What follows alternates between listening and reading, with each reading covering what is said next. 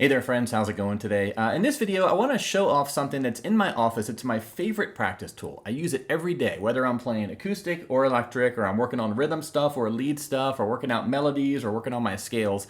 This is something I reference, and it has nothing to do with the glowing computer screen that you're watching this on, right? It is this poster that's on my wall. Now, this is based on my lesson from a couple years ago, lesson 384. I was teaching the major scale positions and the caged chord shapes and how you can find that, pattern no matter which key you're in. This one pattern applies. And I found that so helpful as a visual aid that at the time I went to Office Depot. I had them print out a huge poster board version of the 7th page of my PDF, which is available to you, by the way, and I had to tack to my wall, right? And what I do is when I'm taking breaks from sitting at my screen and I want to just play something and I'm noodling around, I will often use that poster as a visual aid to sort of orient myself or refer, where is the scale position near this note, right? Say I want to play a major scale, I'll look at that poster. If I know this is my root note, right, my 1 as far as the scale degree or the intervals we're looking at, I just sort of find the sort of scale position that matches where 1 is on the 3rd string. Okay, I'm on the 3rd string. This is my 1. 1, 2, 3, 4, 5, 6, 7, 1. Okay, now you might be, wait, what are those numbers? Are those your fingers? Are those the frets? I don't understand what they are. Again, they're just the scale degree, right? They're the easiest way to think of it when it comes to the major scale is these numbers are the number of each note in the scale. It's just 7 notes that repeat over and over again, right? So if this is 1, 1, 2, 3, 4, 5, 6, 7, 1, all I did was follow this pattern, right? This purple pattern right here, right? I know wherever my 1 is, I just go 2 frets up, that's my 2. Then I have to go run 1 string thinner, and I just do the same fret as my 1. That's my 3, right? 3, 4, 5, and then 6, 7, 1. Okay, and I could go up. I could go down. Now, the major scale is not the only thing you can do with this. The thing I want to show you here is how you can take simple melodies, whether you're working on a song and you want to work out the melody, or you want to do some ear training and take like a nursery rhyme. So what I'm going to do here, I'll take the 5th fret of the 3rd string. This is going to be our root note. This is our 1, okay? 5th fret, 3rd string. And say let's play Twinkle, Twinkle, Little Star. What is the 2nd note? Now, I happen to know that say I learned in a lesson, okay, Twinkle, Twinkle is an example of a song where the first 2 notes, twinkle, twinkle, that is a 5th. We're going from whatever note we start on, we go a perfect 5th up, and that's our 2nd note. Well, if I look at this diagram, okay, I was just in that purple little box there. If I go 1 string thinner and then 3 frets up, twinkle, twinkle, okay, that worked. It's a 1 to a 5. Now, what's the rest of that melody, right? Now, I invite you to figure it out, but I'll tell you it's 1, 5, 6, 5, 4, 3, 2, 1. Okay? Again, those numbers are not frets. They are the scale degrees. And if we just look at this position and we say the 5th fret is the fret we're using for our root note,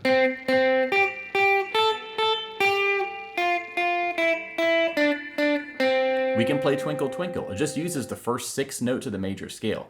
But here is a cool part, and here's one thing I like to do with this diagram, is I'll take the root note I just used, instead of using my index finger on it, I'm going to use my pinky on it, maybe my ring or my pinky. And I want to play the same melody, but I want to be over here between frets 2 and 5. How would I play that same melody? Well, if I know my root note is the 1, the hint is I'm going to have to use a different scale position. And you just look at this diagram. You see the red pattern here, right?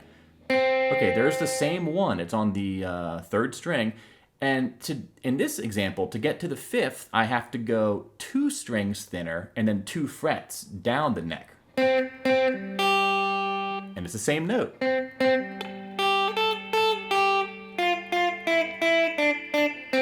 Okay, so that was me using the A shape major scale position, or A pattern, whatever you want to call it. But I also could use this G shape one, right? Like I just did. And again, the A shape version.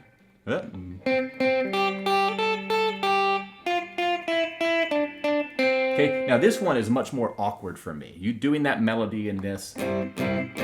in this sort of position is more awkward, but that's a fun thing to practice because I could take that simple melody, play it in both locations, right?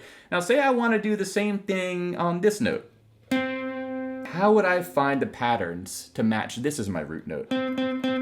All I would do is look in the top row of my PDF, right? That chart without any color on it, and look for a 1 that's on the 4th string. So just scan from left to right, and immediately I see one, right? It's pretty close to the far left here.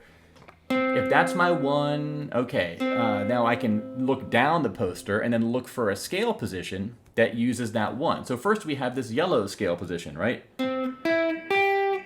This is the E-shape major scale position, right? I can play a major scale. I know this one pretty well.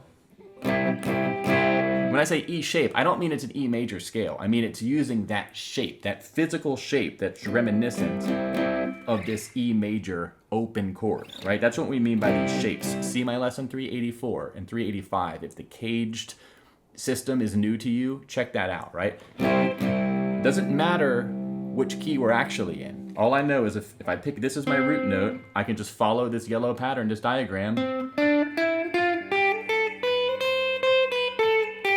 I have to look at it still. Okay, that is a major scale, but say I want to do Twinkle Twinkle. I do the 1 to the 5 to the 6 to the 5 to the 4 to the 3 to the 2 to the 1. But like I said before, say I want to take that same melody and use a different scale position starting on that same note. 4th string, that's my root note, okay? It just so happens that if you scan and look at the other positions, right, the D shape here with the blue highlights, if I sort of do it up the fretboard, I can play the same thing.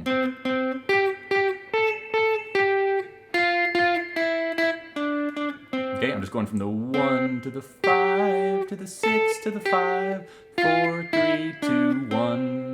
Okay, or I could do it going down the neck like I did the first time. Okay, so my point here is pick any note and pick any melody and then try to figure out the notes in that melody. Let's do the 3rd string. 7th fret, 3rd string. 1, 3, 4, 5. 1, 3, 4, 5. So I'm going from my 1, same fret, 1 string thinner, to my 3, and I'm gonna go up the neck. 1 fret to the 4, and then 2 more frets to the 5. 1, 3, 4, 5. 1, 3, 4, 5. 1, 3, 4, 5. 3, 1, 3, 2.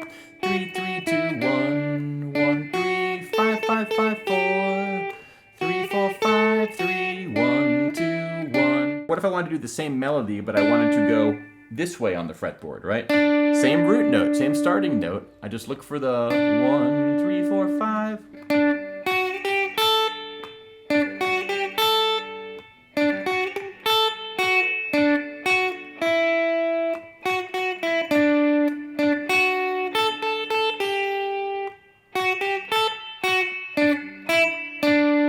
Okay? What I'll do is I'll put some tabs for what I just played in the PDF for this lesson if you want to try it yourself, right? And then you can have some fun. And I'm going to use simple melodies at first, ones where the melody starts on the root note of whatever key you're in. You can have tons of fun with that. It's a super fun thing to do. And once you sort of learn how to use this map as a wayfinding device, you're just going to open up all kinds of fun doors, okay? So I hope you found this helpful. If any of this is confusing again, check out lesson 384, lesson 385. They give you a background on these different positions of the fretboard as far as the caged shapes go, right? The major scale shapes. And this does have a major scale bias, I totally admit. You could do the same thing with a minor diagram, which I haven't made yet. I actually should do that pretty soon. I think it would be helpful for myself and probably for y'all too. But anyway, y'all, I wanted to share this. I wanted to kick off the week here with a little lesson. Check out my website if you want to get some suggested melodies to use while you're playing this, along with some tabs. But thanks for watching. I'll see you all in the next one. And until then, my friends, take care and bye-bye.